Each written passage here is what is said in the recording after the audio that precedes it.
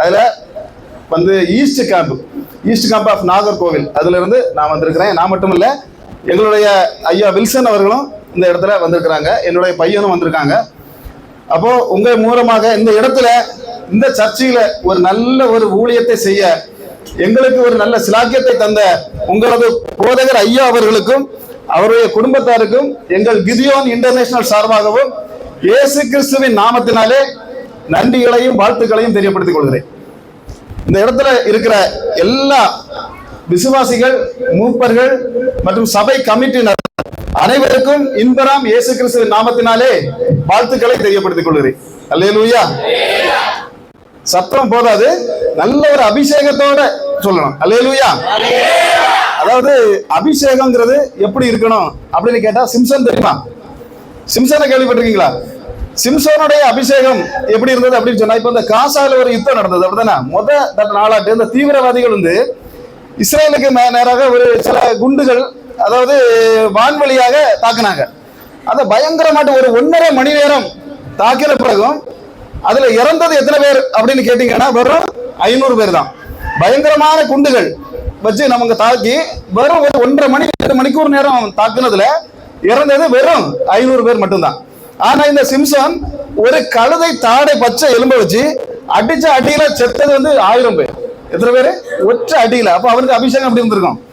அப்படிப்பட்ட அபிஷேகம் யாருக்கு இருக்கணும்? உங்களுக்கு இருக்கணும் இந்த இடத்துல, இந்த நேரத்துல. அப்போ அதாவது இந்த சிம்சன் வந்து வரும்போது ஒரு தடவை ஒரு சிங்கம் வந்து எதிரில் வந்தது. இந்த சிங்கத்தை என்ன செய்யலாம் அப்படின்னு சொன்னா, தினத்தந்தி பேப்பரை கிழிச்சு போடுறது மாதிரி என்ன செய்யலாம், கிழிச்சு போட்டுட்டான். இன்னைக்கு சிலதுகளை எல்லாம், சில அந்நிய சக்திகளை எல்லாம் கிழிச்சு போடுகிற ஒரு அபிஷேகம் உங்க இடத்துல இருக்கணும். அல்லேலூயா, அல்லேலூயா. என்ன செஞ்சான் அப்படின்னு சொன்னா, கடைசியில இவ்வளவு பலத்தையும் வச்சிருந்த இந்த சிம்சன் ஒரு ஆண்டிக்கு மடியில போய் படுத்திருந்தான். தெரிய அப்படிதான், நம்ம பேரு தெரியல தானே, அது தெரியலங்கிற ஒரு ஆண்டிக்கு மடியில போய் படுத்திருந்தான்.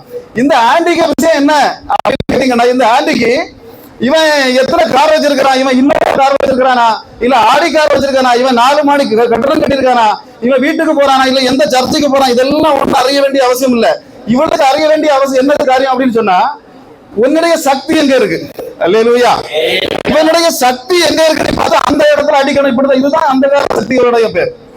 அந்த கால சக்திகள் இன்னைக்கு உங்ககிட்ட போராடுறது என்னன்னா, உங்க சக்தி என்ன என்பதை அறிந்து உங்ககிட்ட போராடிக்கிட்டு இருக்கோம்.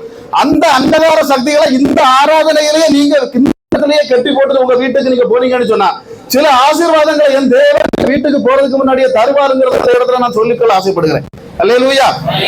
அப்ப எங்க என்பது வந்து 1889 வருடம் அமெரிக்க தேசத்துல ஜானி நிக்கல்சன், வில்லியம் நைட்ஸ் என்கிற 3 சகோதரர்கள ஃப்ரெண்ட்ஸ், இவர்களால தொடங்கப்பட்ட இயக்கம் தான் எது அப்படின்னு கேட்டீங்கன்னா, இந்த கிதியோன் இன்டர்நேஷனல் இயக்கம். இது எதுக்காக தொடங்கப்பட்டது அப்படின்னு கேட்டா, அதாவது என்பவர் யார் என்பது தெரியாம இன்னைக்கு பரலோகம்,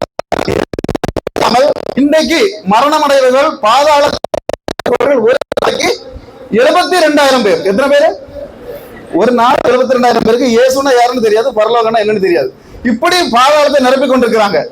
ஆனா ஒரு வருடம் இவங்களோட கணக்கு பார்த்தா 1,75,00,000 மேல இயேசுனா யாருன்னு தெரியாது, பரலோகம்னா என்னன்னு தெரியாது, பாதாளத்தை நிரப்புறாங்க. அதுபோல இந்த சாத்தானானவன் சாதாரண ஆள் கிடையாது. இன்னைக்கு இந்த இடத்துல 10ஆம் வகுப்பு டெஸ்ட் எழுதுறவங்க, இல்ல 12ஆம் கிளாஸ் டெஸ்ட் இந்த எழுத போறவங்க யாரா இருக்கீங்களா? கைதுங்க பார்க்கலாம். இவங்க இன்னைக்கு படிக்கிற படிப்பை பாருங்க. அந்த நாளைக்கு டெஸ்ட் முந்தின நாள் இருந்து ஒரு படிப்பு படிப்பாங்களா இல்லையா? படிப்பீங்களா? சிரிக்குது பாருங்க எல்லாம். ஏன்னா இன்னைக்கு ஒண்ணுமே படிக்காதுன்னு நினைக்கிறேன். அல்லேலூயா. அப்போ இந்த மாதிரி ஒரு படிப்பு படிக்க அந்த நேரத்தை எப்படி படிப்பாங்களோ அது மாதிரி இந்த சாத்தானவனுக்கு என்ன தெரியும் அப்படின்னு கேட்டா, இது கடைசி காலங்கிறது தெரியும். அவனுக்கு எவ்வளவு வேகமா பாதாளத்துக்கு நேராக ஜனங்களை திருப்ப முடியுமோ அவ்வளவு வேகமா என்ன செய்துட்டு இருக்கான், திருப்பிட்டு இருக்கான். அப்போ நமக்கு என்ன செய்யணும், பாதாளத்துக்கு நேராக ஜனங்களை திருப்பணும் அப்படின்னு சொன்னா ஒரு புஸ்தகம் கையில இருக்கணும். என்ன புஸ்தகம்? ஃபேஸ்புக், வாட்ஸ்அப் இல்ல, சொல்லுங்க என்ன புஸ்தகம் இருக்கணும்? இந்த புஸ்தகம் இருக்கணும். அல்லேலூயா. அப்ப இந்த புஸ்தகம் இருந்தா மட்டும்தான் என்ன செய்ய முடியும், நம்ம பரலோகத்துக்கு நேராக ஆட்களை திருப்ப முடியும். அப்ப இந்த புஸ்தகம் இதோடைய வல்லமை எப்படி இருக்கும் அப்படின்னு கேட்டீங்கன்னா, மத்தேயு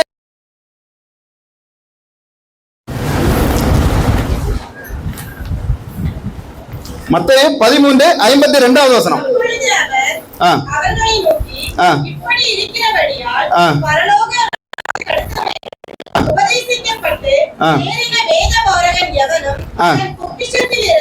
புதியவைகளையும் பழையவைகளையும் எடுத்துக் கொடுக்கிற வீட்டு எஜமானாகிய மனுஷனுக்கு ஒப்பாய் இருக்கிறான் என்றார். எதை எடுத்து கொடுக்கிற? பழையவையும் புதியவையும். இதுல பழையவையும் புதியவையும் இருக்கா இல்லையா? இதை எடுத்து கொடுக்கிற வீட்டு எஜமானுக்கு தான் பரலோக ஏதோ ஒப்புமைப்படுத்தி பேசியிருக்கிறார் ஆண்டவர். அப்ப இது எப்படி அப்படின்னு சொன்னா, இன்னைக்கு நான் என்ன சொல்றேன்னா, இதை நீங்க உயர்த்துறீங்கன்னா நீங்க உயர்த்தப்படுவீங்க. அல்லேலூயா. பெலன் உள்ள போது இதை நீங்க தலையில எடுத்து சுமந்தீங்கன்னா, பெலன் இல்லாத போது இது உங்களை எடுத்து சுமக்கும். அல்லேலூயா. இன்னைக்கு பாருங்க, அநேக இடங்கள்ல செல்போன்ல என்ன பண்றாங்க, வேதாகமத்தை வாசிக்கிறத நாங்க பாக்குறோம். தப்பு இல்லை, இப்ப மெசேஜ் கூட கொடுக்குறாங்க, நாங்க பாக்குறோம். ஆனா அது செல்போன்ல வாசிக்கிறது தப்பா சரியா அப்படிங்கிறது எனக்கு தெரியாது. ஆனா நாம உத்தேசிக்கிற, இப்ப இங்க பாருங்க, இந்த இடத்துல வந்து நீங்க செல்போன்ல அந்த அதுல பைபிள் இருக்கு, எடுத்து நம்ம எடுத்தோம்னா நம்ம எடுக்கிறது ஒன்னா இருக்கும், ஆனா வந்து விழுறது வேற ஒரு சாதனமா இருக்கும். அப்படிதானே? அது நம்முடைய ஜீவிதத்துல பார்க்க கூடாத ஒரு காரியம் சில சமயத்துல என்ன செய்யறோம், அது வந்துடும். ஆனா நம்ம ஜீவிதத்துல பார்க்க கூடாத ஒரு காரியம் வராத இடம் எது அப்படின்னு கேட்டீங்கன்னா இந்த ஒண்ணு தான். இதுக்குள்ள எதுவுமே வந்தது கிடையாது. கொரோனா டைம்ல பாத்துருங்க, அந்த கொரோனா டைம்ல நீங்க எங்க போனாலும் எங்க தொட்டாலும் வைரஸ். பாருங்க, ஒரு டோர்ல தொட்டா வைரஸ், பஸ்ல போனா வைரஸ், கம்பியை பிடிச்சா வைரஸ், கார்ல ஸ்டீரிங்க பிடிச்சா வைரஸ், எங்க போனா எல்லா இடமும் என்ன செய்யுது, வைரஸ் ஏறிட்டு. ஆனா உலகத்திலேயே வைரஸ் ஏறாத இடம் எதுன்னு கேட்டா இந்த ஒண்ணு தான். இதுல வைரஸ் ஏறது நிறைய கேள்விப்பட்டிருக்கீங்களா? இந்த ஒரு இடத்துல இருந்து என்ன ஏறல, வைரஸ் ஏறல. அதனாலதான் சொல்றது, இதுக்குன்னு ஒரு சக்தி என்னைக்கும் உண்டு பிரதர். அல்லேலூயா. இன்னைக்கு அந்த நல்ல சக்தியை புரிஞ்சு கொண்டவங்க மட்டும் பரவத்துக்கு நேராக ரெண்டு கரங்களை நல்ல தட்டுக்க பார்க்கலாம். அதாவது வேதனையில சில விஷயங்கள் சொல்றது, முன்னாடி வேதாகமத்தை என்ன பண்ணுவாங்க, இப்படி நெஞ்சிலே இப்படிதான் கொண்டு வருவாங்க. பாத்துருக்கீங்களா? சர்ச்சைக்கு வரும்போது இப்போ எல்லாம் என்னன்னா நல்ல ஒரு பிளாஸ்டிக் கவர்ல போட்டு அப்படியே ஒதுக்கி வச்சு அப்படி கொண்டு வராங்க. என்ன ஒரு இது கொண்டு போனா வெக்கம் போல இருக்கு அப்படின்னு நினைச்சிட்டு. ஆனா அந்த நாட்கள்ல எல்லாம் என்ன பண்ணுவாங்க, அப்படியே சேர்த்து வச்சு இந்த வேதாகமத்தை கொண்டு வருவாங்க.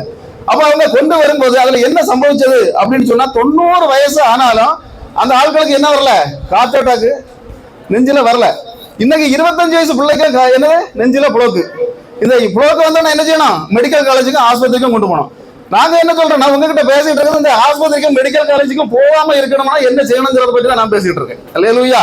அப்ப என்ன செய்யணும், இதை எடுத்து இப்படி வச்சு நீங்க கொண்டு வந்து பாருங்க, உங்களுக்கு அட்டாக்கம் வராது, புளோக்கு வராது. அல்லேலூயா. அப்போ என்ன அப்படின்னு சொன்னா, நேற்றைக்கு தினத்தந்தி பேப்பர் வாசித்த யாரா இருக்கீங்களா? தினத்தந்தி பேப்பர் நேற்று பேப்பர் வாசித்த அந்த தினத்தந்தியில் உள்ள செய்தி இன்னைக்கு பேப்பர்ல இருக்காது. ஆனா 1500 வருஷமாக ஒரே ஒரு செய்தி, பரலோக செய்தி மட்டும்தான் இருக்கு அப்படின்னு சொன்னாக்க, நாம் பிரசங்கிக்கிற இந்த ஒரு வேதாகமத்துல மட்டும்தான் இருக்கு. அல்லேலூயா. வேற எல்லா புத்தகத்திலும் எல்லா காரியங்களும் என்ன செய்யறோம், மாறி மாறி போயிடும். அப்ப பாருங்க, ஆசாரி உபதேசி, நீங்க எல்லாம் கேள்விப்பட்டிருப்பீங்களா தெரியல, ஆசாரி உபதேசி ஒரு உபதேசி இருந்தார். அவர் யார் அப்படின்னு சொன்னா, உண்மையிலே ஆசாரி வேலை, ஆசாரி வேலை தெரியுமில்ல உங்களுக்கு எல்லாம், ஆசாரி வேலை செய்கிற ஒரு மனிதர். ஆசாரி வேலை இந்த கதவு ஜன்னல்லாம் செய்கிற ஒரு மனிதர். அவர் வந்து ரட்சிக்கப்பட்டு என்ன செய்தாரு, ஆண்டவருக்கு சுவிசேஷத்தை சொல்ல ஆரம்பித்தார். பெரிய ஒரு பாஸ்டர். அப்போ இவர் என்ன பண்ணாரு அப்படின்னு சொன்னா, ஒரு தடவை இந்த அமெரிக்கா அதை போய் பிரசங்கம் பண்ணதுக்கு ஒரு வாய்ப்பு கிடைச்சு. அப்ப இவர் அமெரிக்காவுக்காக போகும்போது ஒரு ஏர்போர்ட்ல போய் இறங்குறாரு. அதாவது அந்த ஏர்போர்ட்டோட பேர் என்ன அப்படின்னு கேட்டா, ஜான் ஆஃப் கென்னடி ஏர்போர்ட். இந்த ஏர்போர்ட்ல போகும்போதும் அந்த விசா அடிக்க போவாங்க, அப்படிதானே? அந்த விசா அடிக்க போகும்போது என்ன பாருங்க, இந்த வேதாகமத்தை இப்படி தலையில சுமந்துட்டே போறாரு. அப்ப கூட இருந்தவங்க சொன்னாங்க, பாஸ்டர் இது சரியாகாது, ஏன்னா இது வந்து அமெரிக்கா ஏர்போர்ட், நம்ம இந்த ஏர்போர்ட்ல நீங்க இந்த வேதாகமத்துக்கு இப்படி தலையில சுமந்துட்டு போனீங்கன்னா என்ன செய்ய மாட்டாங்க, விசா அடிச்சு தர மாட்டாங்க அப்படின்னு சொன்னாங்க. அப்ப உடனே இவர் அடுத்த வார்த்தை சொன்னாரு, ஏடோ நான் என்ன சொல்றேன் அப்படின்னு சொன்னா, நான் வந்து ஆசாரியா தான் இருந்தேன். இப்போ என் கூட இருந்தவன் எல்லாம் இன்னைக்கு நான் கூடும் பண்ணி கூட கிடந்த அம்மா ஊர்லயே எவனுக்காவது போய் அடிச்சு உடச்சு நொடிச்சுட்டு இருக்கும்போது, நான் இன்னைக்கு அமெரிக்காவுக்கு வந்திருக்கேன்னா என்ன அமெரிக்காவுக்கு கொண்டு வந்தது இந்த புஸ்தகம் மட்டும்தான். இந்த புஸ்தகத்தை நான் தலையில சுமக்கிறதுனால அமெரிக்காவில் எனக்கு இடம் இல்லைன்னா அப்படி ஒரு அமெரிக்கா எனக்கு தேவையில்லைன்னு சொன்னான். அல்லேலூயா. இன்னைக்கு நாங்க சொல்றோம், இந்த புஸ்தகத்துக்கு இடைஞ்சல ஒரு ஆள் இருக்குன்னு அந்த ஆள் எங்களுக்கும் தேவையில்லை. அல்லேலூயா. இன்னைக்கு சொல்றேன் பிரதர், அதாவது 4 வருஷம் எழும்ப முடியாம பெட்ட பாடையில கிடக்கிற மாதிரி கிடந்தேன்னா, இன்னைக்கு ஒரு வருஷத்துல குறைந்தபட்சம் 50 சர்ச்சுகளை நான் பிரசங்கிக்கிறேன் அப்படின்னு சொன்னா, இது நான் குடிச்ச ஹார்லிக்ஸோட பலம் இல்ல, பூஸ்டோட பலம் இல்ல, நான் குடிச்ச காலையில குடிச்ச பழைய கஞ்சியோட பலம் இல்ல. என்ன பலம் அப்படின்னு சொன்னா, இதுக்குள்ள இருக்க ஒரு பலம் மட்டும்தான் என்ன கொண்டு இந்த இடத்துல நடத்தி இருக்கு. அல்லேலூயா. என் வயசுல இருக்கிறவங்க இன்னைக்கு எத்தனையோ பேர் ஆக்சிடென்ட்ல மரித்து போனாங்க, கொரோனாவில மரித்து போனவங்க உண்டு. இன்னைக்கு பாருங்க, இந்த இடத்துல என்ன கொண்டு வச்சு இப்ப இன்னைக்கு நான் இந்த இடத்துல பிரசங்கம் பண்ண ஆண்டவர் வச்சிருக்கிறார் அப்படின்னு சொன்னா, நான் இந்த நம்பின ஒரே ஒரு காரணத்தினால மட்டும்தான். அல்லேலூயா. பாருங்க, இன்னைக்கு ஒரு விஷயத்தோட நாங்க சொல்லுவோம் எப்படின்னா, எதற்கும் பயப்படாம இன்னைக்கு நீங்க இதை தூக்கி சுமந்தீங்க அப்படின்னு சொன்னா, உங்க வயசான காலத்துல எதையும் சுமக்க முடியாத காலங்கள்ல இது உங்களை தூக்கி சுமக்க, நீங்க உங்க பிள்ளைங்க சுமக்கும், என் மகன் சுமப்பா, என் மகன் சுமப்பா, இப்படியெல்லாம் கற்பனை பண்ணி வச்சிருந்தீங்கன்னா, அல்லேலூயா, அப்படியே ஒரு இங்கு இதை எடுத்து அழிச்சிருங்க. அல்லேலூயா. என்ன சொல்றேன் அப்படின்னா, உங்களை தூக்கி கடைசி வரைக்கும் சுமக்கணும் அப்படின்னு சொன்னா இந்த ஒண்ணும் தான் சுமக்கும், வேற எதுவுமே சுமக்காது. அல்லேலூயா. இன்னைக்கு இந்த வேதாகமம் இருக்கிறதுனால நாங்க என்ன பண்ணோம் அப்படின்னு சொன்னா, ஒரு செகண்டுக்கு இந்த கிதியோன்ல 2 வேதாகமங்களை அச்சடிக்கிறோம். அல்லேலூயா. அடித்து எங்க கொண்டு கொடுப்போம் அப்படின்னு கேட்டா, அதாவது கல்லூரிகள், மருத்துவமனைகள், தங்கும் விடுதிகள், அதாவது லாட்ஜ், இந்த மாதிரி மருத்துவமனைகள் எங்கெங்கெல்லாம் உண்டு எல்லா இடமும் அந்த வேதாகமத்தை கொண்டு கொடுப்போம். அப்போ அந்த செவிலியர்கள், டாக்டர்களுக்கு மட்டும் வெள்ளை கலர்லான வேதாகமத்தை கொடுப்போம். மற்றவங்களுக்கு எல்லாம் ரெட் கலர்ல உண்டு, பச்சை கலர்ல உண்டு, இந்த மாதிரிப்பட்ட கலர்கள்ல வேதாகமத்தை கொடுப்போம். கொடுக்க முடியாத இடங்கள்ல எல்லாம் நிறைய நாடுகள் கொண்டு கொடுப்போம். இன்னைக்கு 199 நாடுகள்ல எங்களுடைய கிதியோனியர்கள், நாங்க 4 லட்சம் பேர், ஒரு 4 வருட கணக்குக்கு முன்பாக கிதியோன்கள் ஆண்கள் அவங்க 2 லட்சம். எங்க மனைவிமார்னா நிறைய மனைவிகள் நாங்க வச்சிருக்க மாட்டோம், ஒரு ஆளுக்கு ஒரு மனைவி தான். அப்போ மனைவி 2 லட்சம். அல்லேலூயா. அப்போ சிரிக்கிறீங்க எல்லாரும், ஆமென். அப்போ எங்க மனைவி மாற எது, அதாவது ஆக்சிலரி அப்படின்னு சொல்லுவாங்க. அப்போ இந்த ஆக்சிலரி 2 லட்சம், நாங்க 2 லட்சம். அப்ப இப்படி 4 லட்சம் பேர், ஒரு 4 வருஷம் கணக்கு. இப்ப 5 வருஷம் 5 லட்சத்துக்கு அதிகமான ஆட்கள் இப்ப வந்துட்டாங்க. இப்படி நாங்க இன்னைக்கு இந்த வேதாகமத்தை அச்சடிக்கிறோம். ஒரு செகண்டுக்கு 2 வேதாகமம் அச்சடிச்சு நாங்க இன்னைக்கு உலகம் முழுசும் கொடுக்கிறோம். இதனால பரலோக ராஜ்யம் என்ன செய்கிறது, திறக்கப்படுகிறது. அப்ப ஒவ்வொரு இடங்களையும் நாங்க கொண்டு போய் கொடுக்கும்போது நிறைய பிரச்சனைகள். இன்னைக்கு உங்களுடைய ஜெபங்கள் எங்களுக்கு வேணும். அல்லேலூயா. இந்த வேதாகமம் அச்சடிக்கணும்னா இன்னைக்கு ஒரு வேதாகமத்துக்கு 40 ரூபாய் ஆகுறது. இது எங்களுக்கு சும்மா கிடைக்காது. நாங்க எல்லாம் நல்ல நிலைமையில இருக்கோம், எங்களுக்கு எல்லாம் சம்பளம் கிடையாது, சம்பளம் வாங்க வேண்டிய அவசியம் இல்லை. அவருக்கு வேலையை நாங்க இலவசமா செய்யறதுனால எங்களுடைய வேலையை அவர் இலவசமாக செய்கிறார். அல்லேலூயா. இன்னைக்கு பாருங்க, எங்க வேலைகள் எல்லாம் நாங்க எல்லாம் பெரிய பெரிய என்கிட்ட எல்லாம் 10-35 ஆட்கள் வேலை பார்க்கறாங்க. அந்த லெவல்ல தான் நாங்க இருந்துட்டு இருக்கோம். அப்போ அப்படிப்பட்ட இது எங்களுடைய வேலைகளை என் தேவன் இலவசமாக செய்கிறாரு. நாங்க அதனால சம்பளம் வாங்குறது இல்ல. இங்க வந்தா கூட கார்ல வந்தாலும் சரி, பைக்ல வந்தாலும் சரி, ஒரு பெட்ரோல் அது மாதிரி வேதாகமத்தை வெளியிடங்கள் நாங்க கொண்டு போய் கொடுத்தாலும் கூட பெட்ரோலுக்கு கூட என்ன செய்யறது இல்ல, காசுகள் நாங்க வாங்குறது இல்ல. எந்த ரூபா தந்தாலும், சில பாஸ்டர்ஸ் எல்லாம் ஒரு 1000 ரூபாய் வச்சிருக்க, 2000 வச்சிருக்க கையில் தரது உண்டு. ஆனா உடனே ஒரு பில்லை போட்டு கொடுத்து அந்த பணம் நேரடியாக என்ன பண்ணுவோம், எங்களுடைய ஹெட் ஆபீஸுக்கு உடனே அனுப்பி வச்சிருவோம் நாங்க. அப்ப இப்படிதான் எங்களுடைய ஊழியம் இருந்து கொண்டு இருக்கிறது. இந்த பணம் எப்படி வருது அப்படின்னா, அதாவது பிதா குமாரன் பரிசுத்த ஆவியை விசுவாசிக்கிற எல்லா சர்ச்சுகளுக்கும் நாங்க கடந்து போவோம். விக்கிரக ஆராதனை இல்லாத எல்லா சர்ச்சுகளுக்கும் நாங்க கடந்து போய் எல்லா இடமும் நாங்க பிரசங்கம் பண்ணி இதை தரக்கூடிய காணிக்கைகளை அப்படியே நாங்க அனுப்பி வைப்போம். அல்லேலூயா. அப்போ இன்னைக்கு நீங்க ஒருவேளை யாராவது கொண்டு வராமல மறந்தோ வந்திருந்தா எந்த வருத்தப்பட வேண்டிய அவசியம் இல்லை. எங்களுக்கு காணிக்கையில முக்கியம். காணிக்கையில ஆண்டவர் எப்போ வேணாலும் தருவார், ஆமென். ஆனா உங்களுடைய ஜெபம் எங்களுக்கு வேணும். அல்லேலூயா. இன்னைக்கு பாருங்க, எங்களை மாதிரி இந்த கொரோனால மட்டும் ஸ்பீக்கர் எங்க கேம்ப்ல மட்டுமே 5-6 பேர் இறந்து போயிட்டாங்க. அப்போ எங்களை மாதிரி பேசுகிற ஆண்டவருடைய, அதாவது நல்ல ஊழிய கரிசனை உள்ள ஊழியர்கள் இப்பவும் எங்களுக்கு தேவைப்படுறாங்க. உங்க இடங்கள்ல யாராவது இருந்தாலோ, உங்க சபைகள்ல எங்க கூட இணைய ஆசை இருந்தாலோ என்ன செய்யணும்னா எங்க கூட நீங்க தெரியப்படுத்தணும். அல்லேலூயா. இன்னொன்னு என்னன்னா, ஆண்டவர் யாருக்கும் கடன்காரன் இல்ல. பரலோக ராஜ்யத்துக்காக ஒரு 40 ரூபாய், 50 ரூபாய், ஒரு 100 பைபிளோ 500 பைபிளோ நீங்க அடிக்க கொடுக்குறீங்க அப்படின்னு சொன்னா உங்களை ஒரு நாளும் என்ன செய்ய மாட்டாரு, அவரு விடுகிற ஒரு கர்த்தர் இல்ல. ஏன் அப்படி சொல்றேன் அப்படின்னு சொன்னா, இந்த ஆபிரகாம் பரலோகத்துல இருந்து ஒரு 3 தூதர்கள் வந்தாங்க. ஒருத்தர் அது தேவன் போட்டிருக்கு. அப்போ இவங்களுக்கு என்ன செய்வார், ஒரே ஒரு நேரத்தை சாப்பாடு மட்டும் தான் கொடுத்தார். அப்படிதான் ஆபிரகாம் வாசிருப்பீங்கன்னு நினைக்கிறேன், அதெல்லாம் எடுக்க நான் டைம் இல்ல. அப்ப கொடுத்த போது இவர் ஆண்டவர் என்ன செய்தார் அப்படின்னு சொன்னா, அவருடைய சந்ததியினர் 40 வருடங்களாக எங்க வனாந்தரத்தில் அலைந்து திரிந்தாங்க. அப்படிதான் எகிப்திலிருந்து வரும்போது அலைந்து திரிந்தவங்களுக்கு என்ன சம்பவிச்சதுன்னா, அவங்க போட்டிருந்த ட்ரெஸ்ஸை ஒரு நாள் மாத்தவே இல்லை. ஆள் வளராம இல்ல, ஆடை வளர்ந்தது. அல்லேலூயா. இலவசமாக சிலரை வளர செய்கிற ஆண்டவர். செருப்பு மாத்தல, கால் வளராம இல்ல, செருப்பு வளர்ந்தது, ஆமென். அதனால உங்களுடைய சில வளர்ச்சிகள் இருக்கும். அல்லேலூயா. பாருங்க, அந்த இடத்துல அதாவது ஆண்டவர் பந்தி இருக்கிறாரு. 5000 பேர், 5000 பேர் வேதாகமத்துல போட்டிருக்கு. 5000 ஆண்கள் மட்டும் தான், புருஷர்கள் மட்டும். ஆனா பெண்கள் 5000 பேர் இருந்திருப்பாங்க, மனைவிமார். அப்படிதானே? அவங்க பிள்ளைகள் 2 பேர் வச்சு போட்டாலும் அது ஒரு 10,000. குறைஞ்சபட்சம் 25,000 ஆள் எங்க உண்டு, அந்த பந்தி இருந்த இடத்துல உண்டு. வரும் 12 பேர் தான் பந்தி விளம்புறாங்க. இன்னைக்கு உங்க சபை முழுசும் பந்தி இருந்தா ஒரே ஒரு ஆள் மட்டும் பந்தி விளம்புனா எப்படி இருக்கும்? கஷ்டமா இருக்குமா இல்லையா? கஷ்டமா இருக்கும். அல்லேலூயா. ஆனா அதே கஷ்டத்துல அவங்க பந்தி விளம்புற போது என்ன நடந்தது அப்படின்னா, ஆண்டவர் இவங்க 12 பேரும் கஷ்டப்பட்டவங்களை சும்மா விடல. போகும்போது 12 பேருக்கு தலையிலையும் 12 கூட நிறைய என்னத்தை கொடுத்து விட்டாரு, அப்பதான் கொடுத்து விட்ட ஆண்டவர். அல்லேலூயா. இன்னைக்கு நீங்க 1 ரூபாய் கொடுக்குறீங்கன்னா உங்க கூடைகள் நிறையும், உங்க குடும்பங்கள் நிறையும், உங்க தலைமுறைகள் நிறையும். அல்லேலூயா. இன்னைக்கு அதை மட்டும் தான் நாங்க பேசுறோம். அப்ப நாங்க சாட்சிகள், அதாவது மெசேஜ் நான் கொடுக்க வரல. நான் அடுத்த சர்ச்சில் தான் மெசேஜ் கொடுக்கறது. இங்க மெசேஜ் கொடுக்க வந்திருக்கிறவர் யாருன்னா வில்சன் சார். அப்ப நான் என்னன்னா கிதியோன் இண்டக்ஷன் மட்டும் தான் பேசுறதுக்காக இங்க வந்தேன். அல்லேலூயா. அப்ப என்னன்னா, நான் அதனால ஒரு சாட்சியை மட்டும் சொல்லி நான் முடிக்கலாம் அப்படின்னு ஆசைப்படுறேன். என்னன்னா, அதாவது எங்களுடைய கிதியோனியர்கள் கொஞ்ச நாளுக்கு முன்னாடி, அதாவது திருவனந்தபுரத்தில் நடந்த சம்பவம் நீங்க பேப்பர்ல வாசிப்பீங்களா? மலையாளம், நாங்கெல்லாம் மலையாளம் தான் அதிகமா வாசிப்போம். அப்ப மலையாள மனோரமாங்கிற புத்தகத்துல பேப்பர்ல வந்திருந்த ஒரு காது, அது என்னன்னா, நீதி ஒரு 3 வயசு